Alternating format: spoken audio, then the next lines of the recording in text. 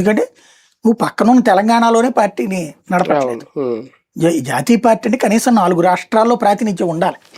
అది కొత్తగా పుట్టినప్పుడు అంటే ఇప్పుడేలా పెట్టింది కాబట్టి 4 రాష్ట్రాల్లో, తర్వాత ఇప్పుడు తృణమూల్ కాంగ్రెస్ కు ఉంది ఆ ఛాయిస్, ఆమ్ ఆద్మీ పార్టీకి ఉంది జాతీయ పార్టీ హోదా, కమ్యూనిస్టులకు ఉంది.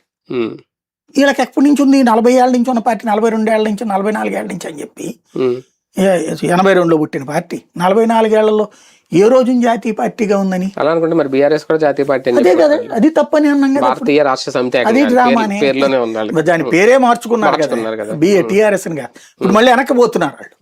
ఇప్పుడు వీళ్ళు ఇంకోటి కాకపోతే అది రాష్ట్ర అధ్యక్షుడు పల్లా, తెలంగాణ అధ్యక్షుడు ఎవరు, తమిళనాడు అధ్యక్షుడు ఎవరు, కర్ణాటక అధ్యక్షుడు ఎవరు పెట్టచ్చు కదా. కేసీఆర్ గారు తిరిగారు ఏదో అన్ని రాష్ట్రాల్లో మీద చేసి చేయగలిగారు. తెలుగుదేశం ఆ మధ్యన అండమాన్ నికోబార్ అది ఏరియాలో ఆ సీట్లు ఉంటుంది.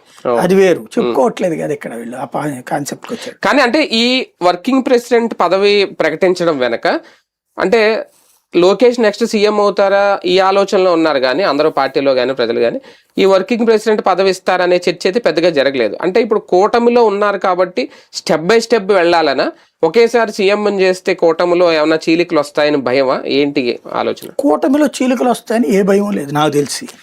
ఎందుకంటే పవన్ కళ్యాణ్ ఆల్రెడీ పదే